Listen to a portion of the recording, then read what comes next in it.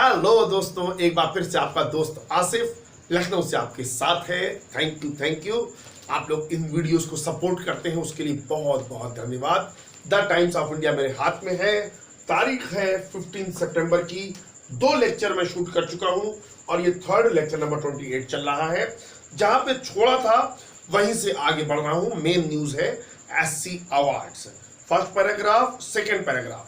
Second paragraph में एक line चालू हो रही है बीच में 2 से, THOUGH। यहां से बता रहा हूं, पहले तो 2 का मतलब लिखो। चलो देखो, THOUGH 2 का मतलब होता है यद्यपि या हालांकि, ऑल्दो भी कहते हैं, ALTHOUGH। ऑल्दो का मतलब भी यद्यपि। दो द कॉन्सेप्ट ऑफ कंपेंसेटिंग, हालांकि ये जो कॉन्सेप्ट है, जो सिद्धांत है मुआवजा देने का, कंपेंसेट माने मुआवजा देना, हर्जाना देना। अ रॉन्गली अरेस्टेड पर्सन, एक ऐसे इंसान को जो गलत तरीके से, अवैधानिक तरीके से, गैर कानूनी तरीके से गिरफ्तार हुआ है, उसको जो मुआवजा देने का जो कॉन्सेप्ट है, इज एब्सेंट, वो अनुपस्थित है in the Indian criminal justice system. यानी इंडियन क्रिमिनल जस्टिस सिस्टम, जो न्याय का तंत्र है, भारत का जो आपराधिक न्याय का जो तंत्र है, उसमें ऐसे कोई मिसाल नहीं है, ऐसा कोई एग्जाम्पल नहीं है कि जहां पे कोई व्यक्ति गलत तरीके से गिरफ्तार हुआ हो और फिर अदालत ने कहा हो सरकार से कि इसे मुआवजा दो। ऐसा अभी तक का कोई प्रेसिडेंट या कोई भी उदाहरण नहीं है। ओके, काम के बाद लिखा है हालांकि नहीं है, फिर लिखा है आगे अ बेंच ऑफ CJI यानी चीफ जस्टिस ऑफ इंडिया। एक बेंच है। बेंच का मतलब आप जानते हैं, समूह जिसमें 2 या 3 जजेस हो, ज्यादा भी हो सकते हैं। अ bench of CJI Deepak Mishra and justices, इसमें दीपक मिश्रा जी हैं जो हमारे CJI हैं, और जस्टिस हैं 2, AM Khanwilkar and DY Chandrachud. Not only ordered Kerala, इस बेंच ने, जो 3 जजेस की बेंच है, इसने न केवल आदेश दिया केरला को टू पे द हैफ्टी, लिख लो HEFTY, हैफ्टी माने बहुत बड़ा, भारी, हैफ्टी कंपेंसेशन। इस बेंच ने न केवल आदेश दिया केरला को कि आप एक भारी मुआवजा दीजिए, बट परमिटेड नारायण, और नारायण जी को इस बात की अनुमति भी दी, परमिट किया, टू प्रोसीड विथ, कि वो आगे बढ़े, his civil suit, SUIT, suit में मुकदमा, सिविल में नागरिक, कि आप एक नागरिक मुकदमा भी कर सकते हैं।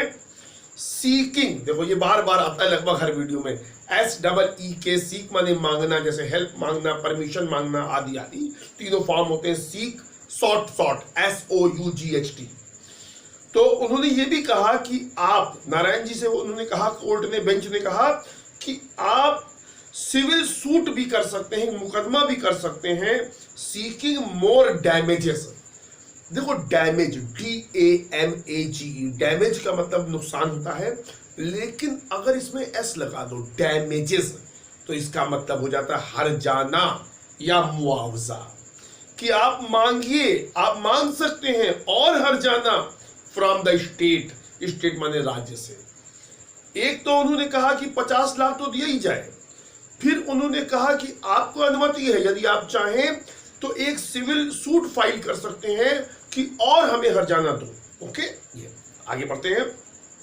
The court also setup, setup माने बनाना, कोर्ट ने बना दिया एन इंक्वायरी कमेटी, एक जांच समिति भी बना दी कोर्ट ने, हेडेड बाई, जिसके मुखिया है, हेडेड बाई ex-SC जज, इसके मुखिया है भूतपूर्व या पूर्व SC के जज हैं, सुप्रीम कोर्ट के जज DK Jain. To probe, PROBE, probe माने जांच करना। ये क्या करेगी समिति? ये जांच करेगी the role of policeman, police वालों की भूमिका की जांच करने के लिए एक समिति बना दी, सेटअप कर दी एक समिति भाई। पुलिसमैन सीबी मैथ्यूज, कौन पुलिसमैन? इनका नाम है सीबी मैथ्यूज, कामा के जोशुआ एंड एस विजयन। ये 3 पुलिस वाले हैं जिनकी जांच की जाए भाई।